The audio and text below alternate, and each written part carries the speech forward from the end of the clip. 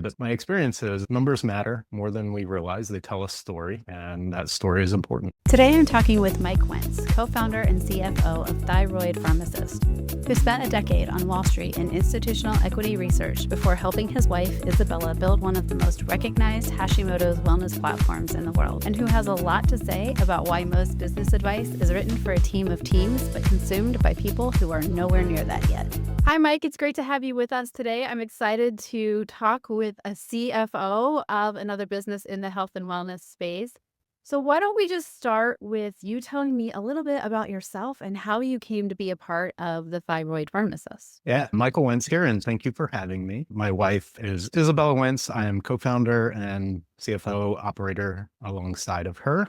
We've been in business for almost 12 years. That business started with a self-published book called Hashimoto's The Root Cause. And I had previously worked on Wall Street in institutional equity research. I spent 10 years doing that. And while working full-time was helping Isabella on her business. And I remember succinctly when we first started, we put up a book on Amazon and we put up a social media page. This was in 2013. And we appropriately sold 2 books our first week. And I think it was my mom that bought one and her mom that bought the other one. So I felt really terrible for her. And so I bought books on her behalf and I put them in my backpack and took them to work. And then she found out who bought those 5 books. That was the first month. Eventually, the next month sold 250 books, and then it was hundreds and then thousands. Fast forward 14 months later, that self-published book, print on demand, hit the New York Times and the health list of the New York Times. And so that was a pretty special journey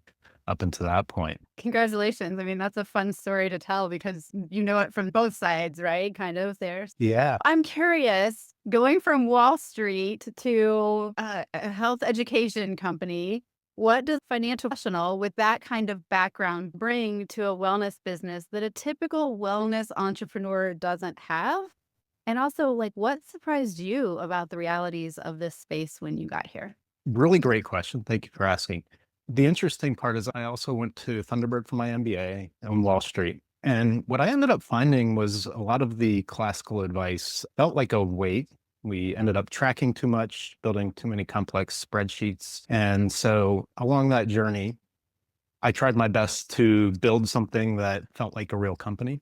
But what I eventually realized is that in finance, a lot of times in small businesses, that it really comes down to a handful of small numbers that you track and the numbers that matter. Mike McAllowitz and Profit First were instrumental in helping me recalibrate my ways of tracking for the company, especially when you're working as an operator with a visionary versus an integrator. A visionary is really great at creating growth, i.e. chaos. And it's really nice to have, I think, someone like me trying to reel them in and help guide them along the way. But my experience is numbers matter more than we realize. They tell a story, and that story is important. Yeah, I love that. You're right. Numbers do matter, and we can get lost when we have too many of them. So I appreciate that knowing what's important, right? And really just tracking those. And also, people may or may not know this about me. My husband works with me, and I appreciate the whole somebody has to bring calm and centeredness to the chaos that I create because I'm the one creating it. Yeah, we should do another episode about couples working together because that's a whole nother topic. It's a whole nother topic for sure. So let's talk a little bit more about daily operations. What's working really well right now for Thyroid Pharmacist, and what are some of the biggest hurdles you're navigating? Before we get there, what's interesting is our success along the way is another little story.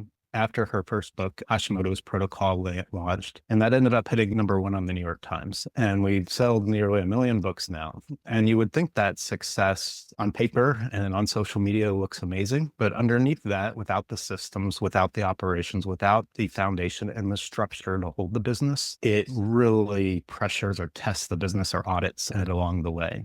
And so we discovered that firsthand, and we fell into the scaling trap. I ended up getting ulcerative colitis. We had a lawsuit. Isabella got pregnant with our first kid. And so all of that barrage happened at the same time we were scaling the company. And so daily now, we have looked and moved from linear scaling to more cyclical growth that matches what I think is a bootstrapped, self-funded business.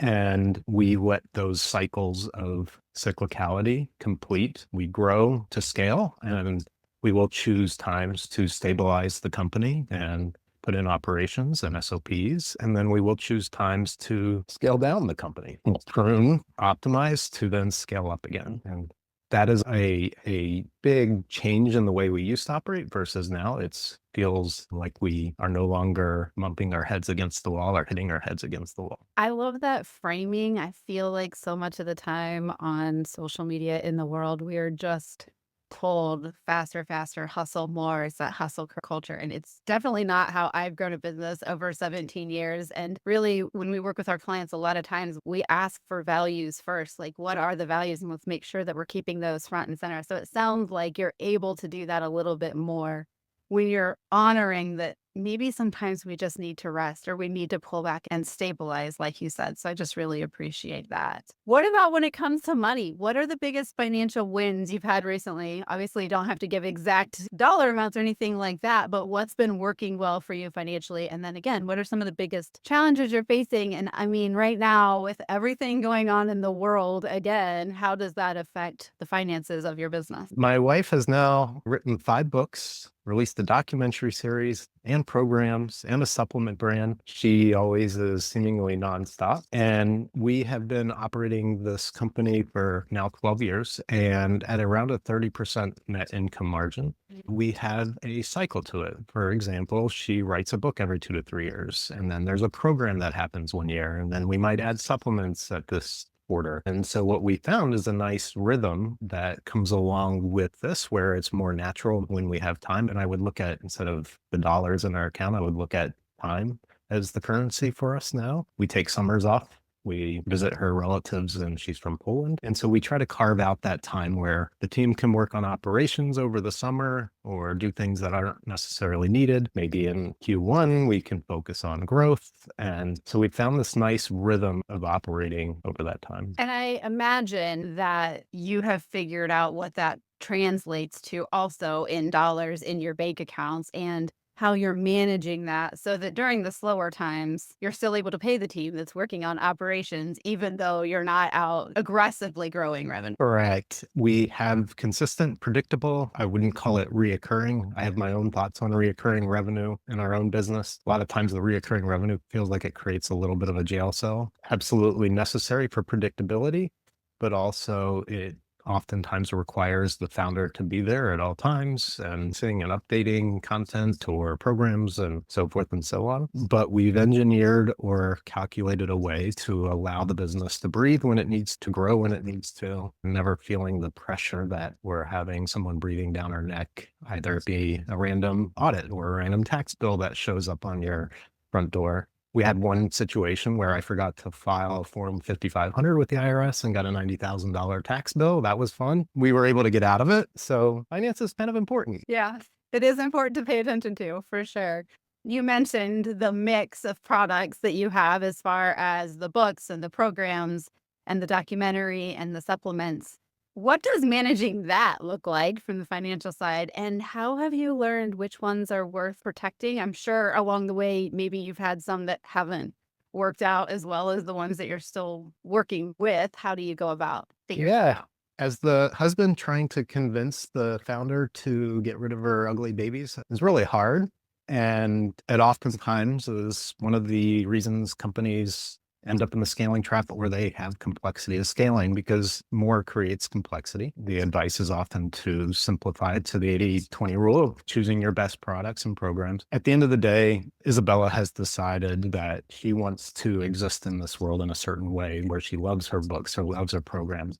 So we find a nice rhythm to putting them out there to where launches happen not every month, not every week, but they might happen every quarter. And supplements have their own rhythm of promotional emails. And I would say affiliates as well have their own rhythms. And so we've created a content calendar that supports a natural flow that meets the financials of the company and predicts revenue that comes in consistently rather than in lumps over a year or any given time frame. Yeah. That makes sense. Thanks for sharing that. It is very interesting to hear from someone who is also talking to the visionary, right? And how we do have to have that conversation sometimes.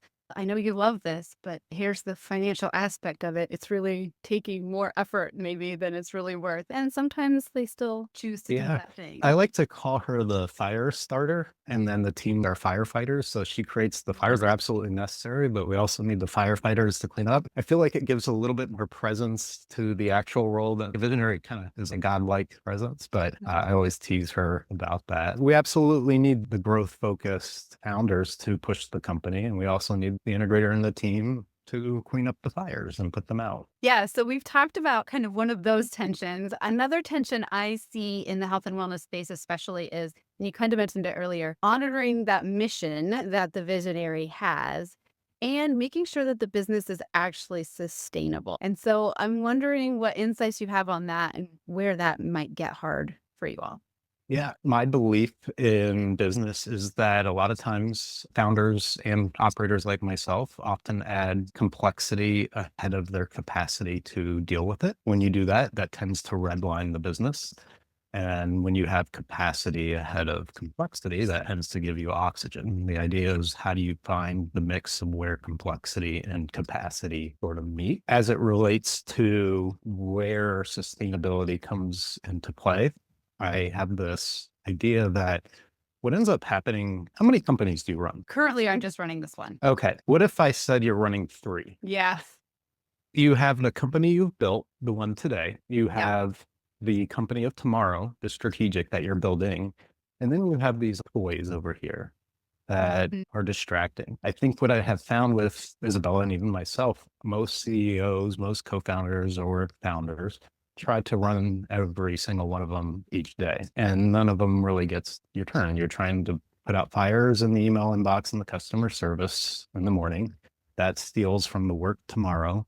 And then you got this idea of some viral post that you end up working on that ends up being not sustainable. And so I feel like the way I look at it is how do you separate them out? How do you operate them so they're not all stealing from each other, giving each its turn? I often tell clients when they're thinking about opening another location, which is more the conversation we have with them, I ask, similar to the way you asked me, how many companies do you run? How many children do you have? And when you have more than one child, it's all of a sudden, yes, there are times that you're being ganged up on, but it's not just like 2 on 2 with two parents and two kids, because now you also have the interactions that are going on between all of the four people that are now in the house. And then you add on another one, it just exponentially multiplies, right? And so that's what I hear you saying when you're like, yeah, you've got these three businesses that are going on, and you really do have to be able to separate them and figure out how you can work on them and give them each what they need when they need it. Exactly. Yeah. Awesome. Well, Mike, as we wrap up here, is there any one thing that you would want to leave our wellness business owners with as a takeaway from our conversation today? Yeah, I would like people to think about companies as species, team sizes, and coordination of those team members. How, as a solopreneur or a team of two or three, is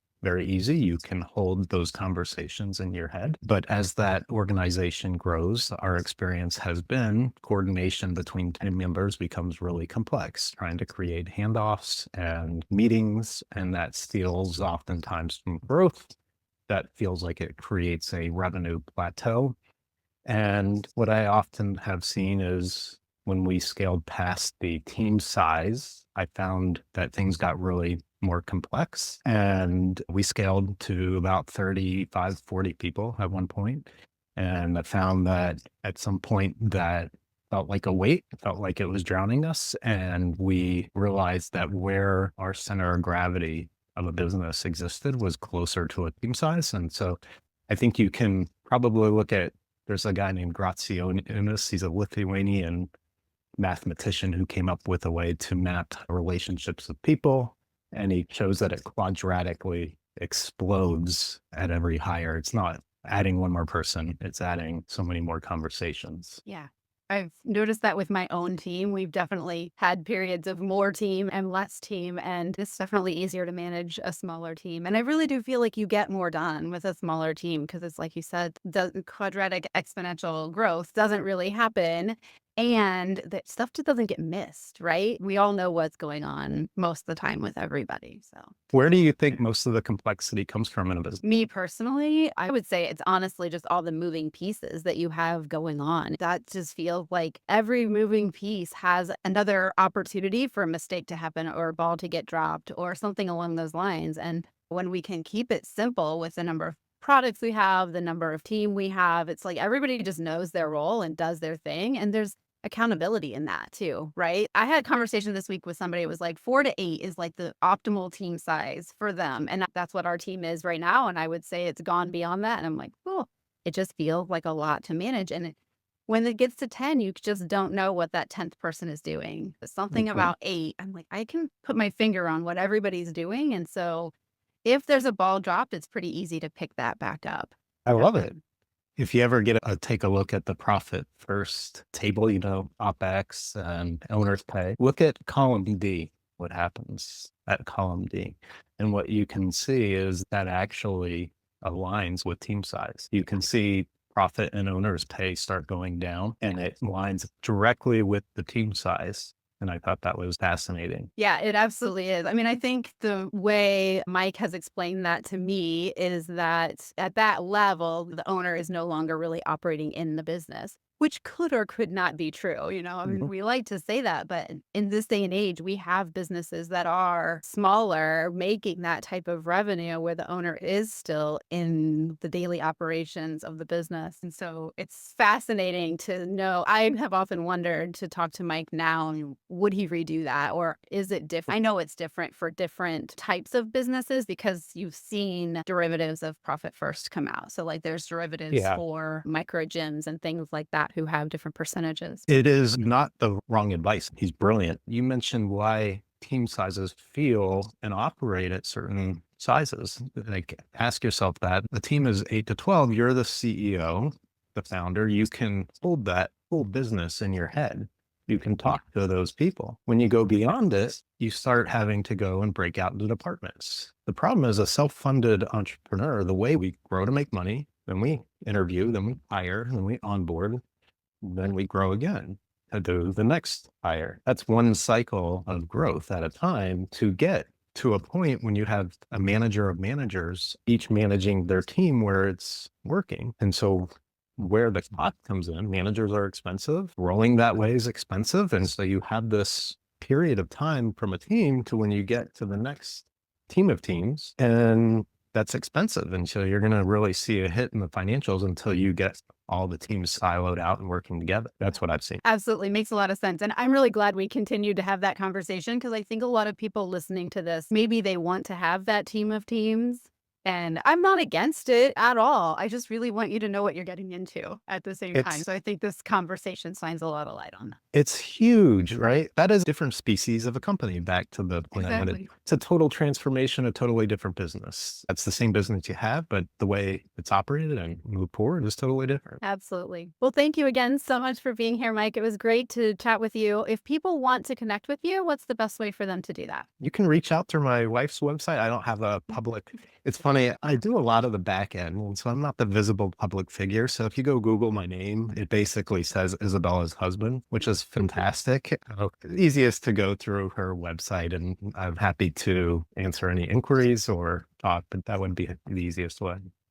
Awesome. Thank you so much. It was great to chat with you. You're so welcome. Thank you for having me. Thanks for listening to Behind the Numbers. If today's conversation resonated with you, subscribe on YouTube so you don't miss a new episode every week.